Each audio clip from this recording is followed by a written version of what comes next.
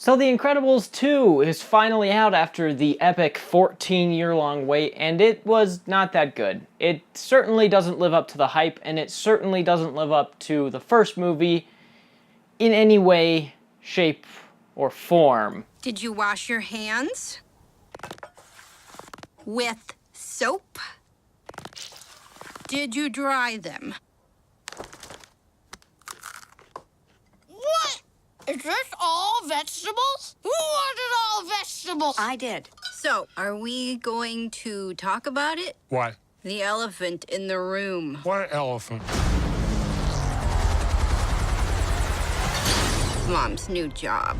Incredibles 1 did so much for the superhero genre and for animated films at the time it was released. It dealt with heavy themes, it dealt with family conflict, it dealt with fanboy mentality, it dealt with so much while also being a fun, entertaining summer blockbuster. And for those reasons, the first Incredibles is a very well-received, beloved movie. So after 14 years, obviously the hype for Incredibles 2 was real. But for the longest time, Brad Bird has always said that he wasn't going to do an Incredibles 2 as the director and writer if he didn't have a good story. He always said that he wanted to make a good Incredibles 2 with a good story and that he could be confident with. And I guess this is what he came up with, and it's not that good. I don't know if he was just offered a gigantic check from Disney to just make it, or if he legitimately thought that this was a good story to tell. Because it's not. And that's sort of the biggest hindrance of this second movie, is that the story and the storytelling is so much weaker than the first one in every regard. The story of Incredibles 2 is that superheroes are still illegal. The movie takes place like the same day as that Incredibles 1 ended off on. And so everyone sounds a little bit older, even though it's the same day, which was weird. That was one thing that always threw me off from the first trailer. Why were they setting it the same day after Incredibles 1? It didn't make much sense.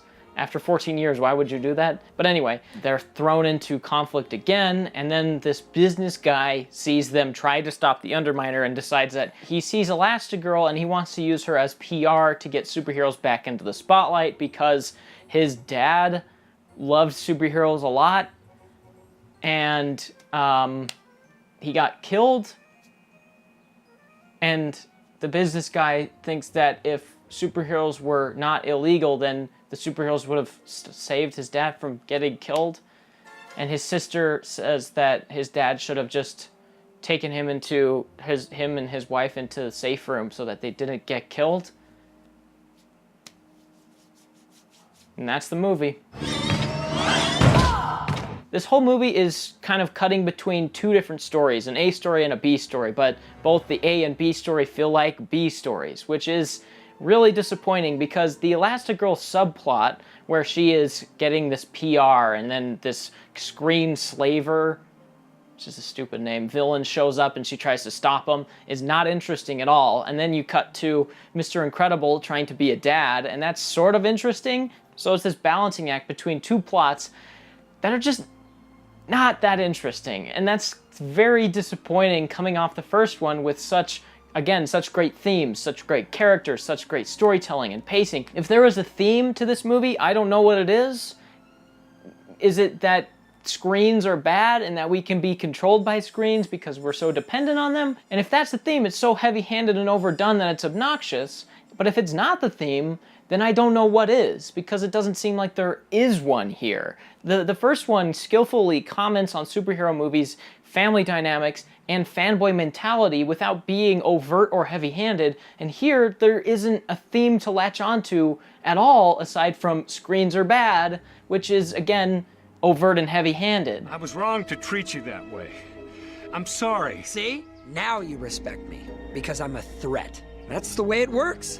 Turns out there are a lot of people, whole countries, who want respect, and they will pay through the nose to get it. How do you think I got rich? I invented weapons, and now I have a weapon that only I can defeat. And when I unleash it, I'll get... You sly dog! You got me monologuing! I can't believe it. Not the way you're supposed to do it, Dad. They want us to do it this way. I don't know that way. Why would they change math? Math is math. okay, Math Dad. is math. So there's not a theme to latch onto if you're an adult, so you kind of want maybe some adult humor or maybe a great story, and there isn't any of that either. Most of the humor is just Jack Jack's a baby and he does baby things and that's funny. And if that's not it, it's let's make Mr. Incredible look like he hasn't slept for 15 hours and he's jaded and that's funny. Or Dash is gonna hit some buttons and things will happen around the house and that's funny. The humor is just not that great, is what I'm trying to say. So I'm an adult going to this movie looking for great themes or great commentary or fun humor, and there's none of that. So what I want is a great story or great characters, and the story is so stupid. The Elastigirl subplot is just not interesting. I always have a pet peeve with superhero movies or movies in general that try to hide their antagonist behind like various mysteries or clouds, because it's almost always disappointing who the antagonist ends up being, and here is not any different. It's so disappointing when you find out who actually is the villain of the movie because it is so predictable. And the movie doesn't really do anything to subvert your expectations or make things unpredictable in any way. The main plot of the movie is about this guy, Screenslaver, the villain, or girl, I should say, and what they want to do is make superheroes illegal forever. And her whole plan for making superheroes illegal forever is to wait until her brother has signatures on a document, a bill, that makes superheroes legal, and then she hatches her plan to put goggles that glow bright blue on superheroes and then make them say things that make people go, oh no, are they turning bad on us? Are they going to attack us regular people?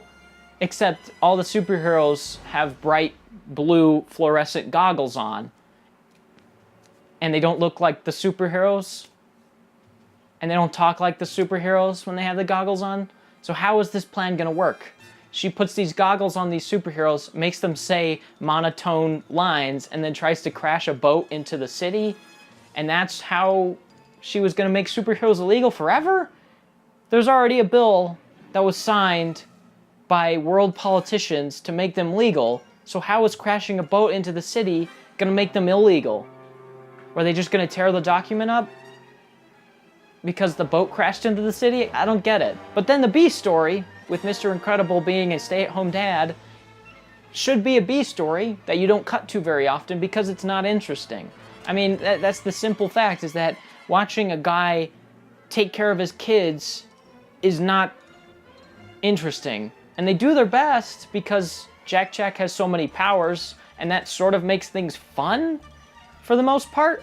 But watching a guy like have a baby and say, I can't handle this baby for an hour is not interesting. And so all I'm left with from the first movie is the characters. And I will say that I did enjoy the characters. That is probably my favorite part of Incredibles 2, is the characters. Excellent health. Whoa, what the? Num num cookie. Oh my God. Cookie.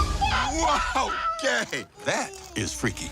I really enjoyed the motivations of Elastigirl and Mr. Incredible specifically, where he wants to get out and do hero things, but he can't because they don't need him to. And so he's struggling with this inner conflict about how he wants to be out there, but he also wants to support his wife, but he also wants to be a dad, and he's juggling all these things. And by the end, he's able to balance all of these things pretty well by getting help from other people, because he learns that he can't just do things on his own. He can't just punch a monster in the face and that will fix all his problems. And I liked what they did with him, but Dash is kind of just a kid, and Violet is kind of just angsty, even though she has an interesting little thing going on where her new boyfriend has his mind wiped and she doesn't know how to handle it, and her dad doesn't know how to handle telling her that it was kind of his fault that his mind was wiped. And then Elastigirl, of course, is doing her own thing. So I did enjoy the characters in this movie. I really liked where they took a lot of the characters. There is a lot of talent and skill going into this movie. The animation is so spectacular. The first movie doesn't even hold a candle to it, and that's saying something because the first movie still looks pretty decent for being from 2004. But this movie is so amazing to look at. There's some incredible sequences of fun action with like tons of things happening at once, buildings and lights going everywhere, and like you can see the fabric on people's bodies moving independently of the person. You can see like little strands of hair on the fabric. The strands of hair on people's heads move independently, and it is absolutely gorgeous to look at. And Michael Giacchino's score is still really great. I loved the first score from the first Incredibles, how it's all this kind of like jazz music and this kind of classical 60s music. I really loved that. I really loved the world that Incredibles is set in, all the kind of 60s technology in a way. I really like the technical stuff in Incredibles 2. It's just that the movie ends up just feeling like meh. And that's sort of my takeaway from Incredibles 2. There's a lot of meh in this movie, and that's really, really disappointing after a 14-year wait. So that's it. I'll probably give this movie a 6 out of 10. Pixar's done it again, making a mediocre cash grab factory movie. So that's it. I'll see you in the next one. Bye-bye.